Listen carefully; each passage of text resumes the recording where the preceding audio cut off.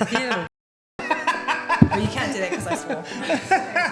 Welcome to Fika's Focus. Voices leading change. Kia ora everyone, we are back with Ash. How are you, Ash? Good, Ray. How are you? Ash is feeling good today and getting ready for a trip away, but we thought we'd have a yarn about our kaimahi space that, for want of a better word, that room leader or / middle manager, and the importance of what it looks like in distributed leadership. Yep. So the basic structure we have is, and it's not prescriptive, but we have essentially kaimahi or room leaders, and they work in a way that collective, and then they report in to you in that structure, but entirely we're trying to keep it as flat as possible, but that's the basic structure, right? Absolutely, yeah. So you have, just talk to us about your setup at TV, and we'll just go from there. Yeah, I feel like so from the start when we took over Terrace Views, we had no kaimahi. It was just me as centre leader, and then we all just sort of sat alongside each other and figured each other out until we knew and built enough of a role and team to then think that, oh, hey, maybe some further leadership roles would be a good idea. Actually, it was about a year after, wasn't it? Yeah, or even a whole more? year. Yeah, I would say a year, bang on, because we're nearly 2 years in. And Yes. April, yes. So we now have 3 kaimahi across our spaces. Ngā room has 1, Wairuti, and now our unders rooms are run by Daniel. In one go. And so what got you to, because you held off, what were some of the indicators of you feeling like, okay, now's the right time to implement kaimahi? I think the busier our centre got, the busier my role got as centre leader.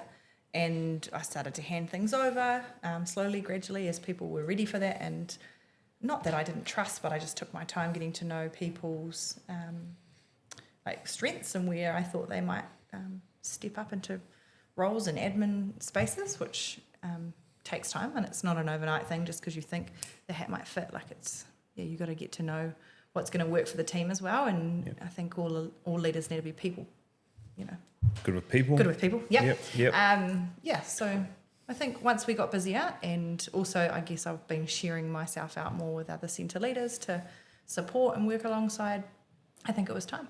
So in that process there, so we decide that that there is genuine need for the role, and then we go through a process, we put people in those positions. What are some of the real benefits you've seen in their own personal development as a leader? Just stepping into their leadership and like seeing we've got room chats for each space, and then we've got an overarching space for the unders, their chat, and just seeing them, taking my lead on how I like to fire up the team and share quotes and share messages for the day ahead and pump them up. Communication's probably better because it's not just me. Like I can communicate with them, and then that's spread out through the centre easily. And also, I think my expectations and our expectations as future focus are even more upheld now that we have other people overseeing that, not just me. And I don't think it's changed in terms of for the likes of Courtney and those people who aren't in a kaimahi role, they still absolutely take charge when they need to. Tony, they might lead situations or jump in to support, but it's just meant that they're also growing and learning, and they can jump into one of these positions very soon too, I'm sure. Yeah, and the development-wise, in terms of what it looks like, because we've got to continue to help them grow, I think a real fallacy among leaders is that they'll just develop themselves, and we just aren't taking that option. We've truly believe in right, we've got to develop them. What has been some of the real highlights of their development that you've been in direct responsibility of? Probably one of the biggest things is putting them in challenging situations and seeing how they, not purposely, but they might need to have a hard conversation, and normally I'd jump in and not do that for them, but really support, whereas I've stepped back a bit and guided how I think it could go well, and then just seeing how they might have even changed the way they thought it might go well. So seeing them jump into hard situations like that, it might be with a whānau or co-worker, and then especially seeing them from the positives, watching podcasts and picking up books and taking, our advice from leadership meetings and what we're learning, I mean, I'm always taking it back, but then they've come along to meetings themselves and then just thrived off that. So I think seeing them all really step up, but also that all three have been asking for more, asking to learn this and asking to learn that, or what would you do in this situation, just to maybe vent off a situation, not so I can go in and do it for them, but just so they've got some advice. What do you think the role is of the leader, or the, I guess if you're talking hierarchical space, so the direct leader above them, or leaders above them, actually. Actually, I think that's a better way of looking at it, the organisational structure of Future Focus. But what is their role in terms of supporting and developing those kaimahi, that middle leadership? What is their role for that development space for them? I think keep it fun, keep it exciting, keep the challenges coming. Don't pull back, really push forward with growth. And I mean, I'm trying to say, don't let them get into like a rhythm of it just being this day to day, this is my role. There's always got to be things thrown in there. Well, you're talking about complacency. Yeah, Complacency is a very dangerous thing, I think, with and actually complacency, I have seen complacency being a career killer. Yeah. So complacency is, and this is where there has been some real damage done in leadership spaces, is what happens is you have great middle leaders, and then you talk to them about the ascension into centre leader, and they're like, nah, I just see how much work they have to do. Oh, I see how stressed they are. And that leader's actually really let them down. Yeah. They've let complacency seep in, because they're like, oh, I'm actually comfortable just being a middle leader, and in that pure support network, they've let them down, because those people, all they see is their leader either stressed or snappy or victimized, or and that really can be a career killer for some people. I agree, and I think that's why it's really important to share the really highs. I think sharing the lows is important too. We've just one of our kaimahi, Danielle's on leave, but two of the other two, Shay and Heather, we've all just had a really good chat about our situation at the centre today. And it wasn't a hugely positive situation, but we've been able to go through it together and turn it around as to what outcomes do we want as a centre and as a team. I think it's important to involve them in those things, but not to dwell, because things pop up. Yeah, but you have to, you're right, because you must analyse situations that haven't worked. Yep. If you're not analysing those, you're really, you're not really leading if you're not analysing that. But B, if you're not analysing them, you're not learning. Yeah, and putting your hand up with your involvement in things as well. And I'm always learning, just because I've been in this for a while. I'm learning from them every day as well. We'll talk to that a wee bit about it. So we're talking about ownership here. Yeah. So ownership as a pure leadership capability or capacity is, in my opinion, probably one of the most critical ones. Yeah. In a sector where we have met, unfortunately, there is a element of fear in our sector, where people are afraid of centre owners or their direct contact, their direct leader, where things don't or can't be said because they're worried about upsetting the apple cart. It has become an environment that's certainly been a poison, again, for some of our aspiring leaders. But we're talking about ownership, and when we talk about ownership, what does that look like or sound like in action for you? I think I just did it when I came in here, and I owned the fact that I was a little bit grumpy, and we had a chat and a deep breath about why, and then moving forward. So just not hiding what's going on, not hiding feelings, not hiding situations, owning your part, being honest with yourself and others, so that we can learn and grow. Yeah, it is an element that.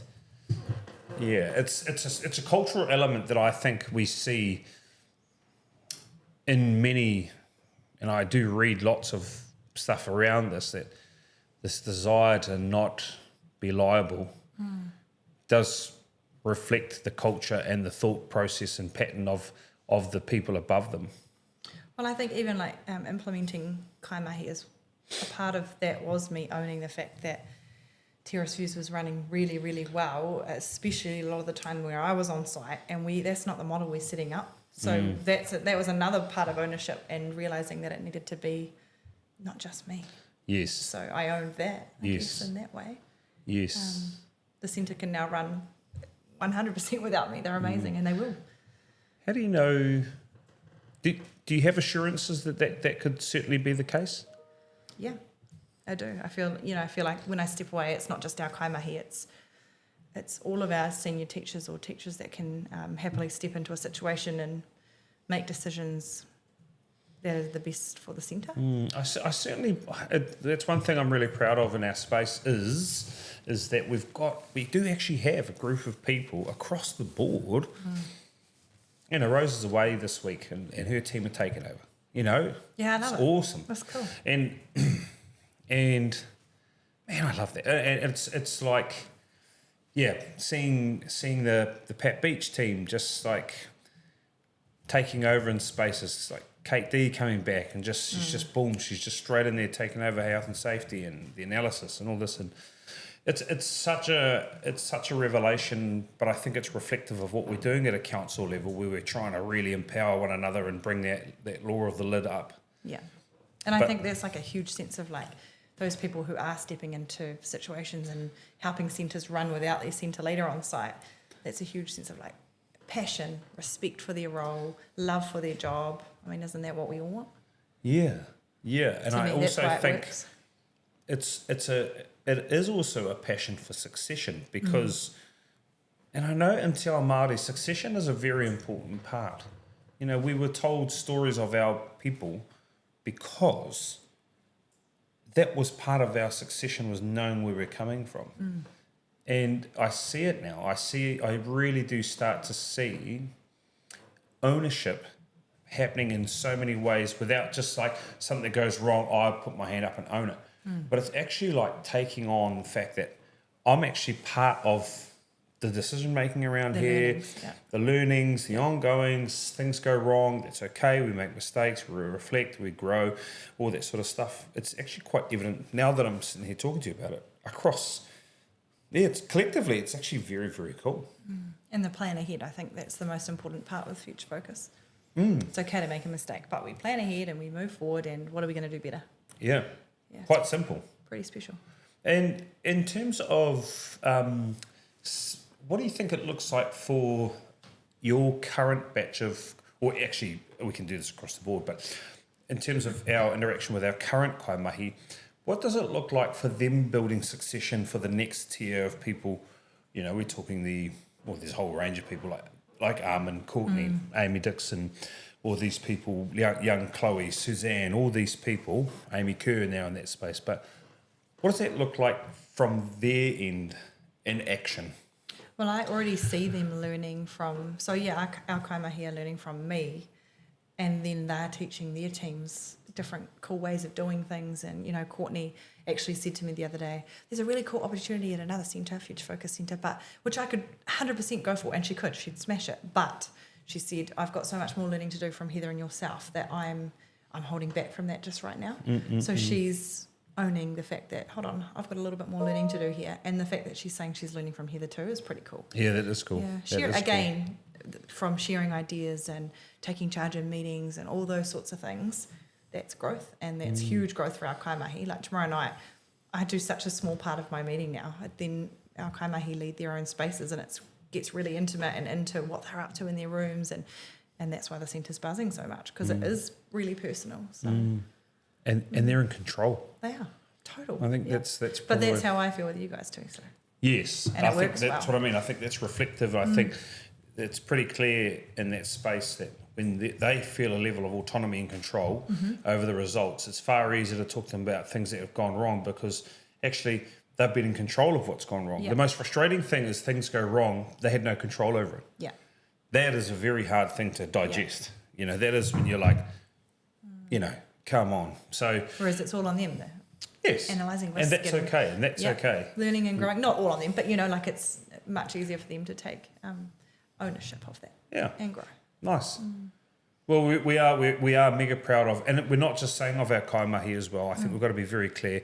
There are some real superstars out there with our crews that do not have a kaimahi title over them, but they are fantastic, and they're just people who are passionate. They run down that road of passion.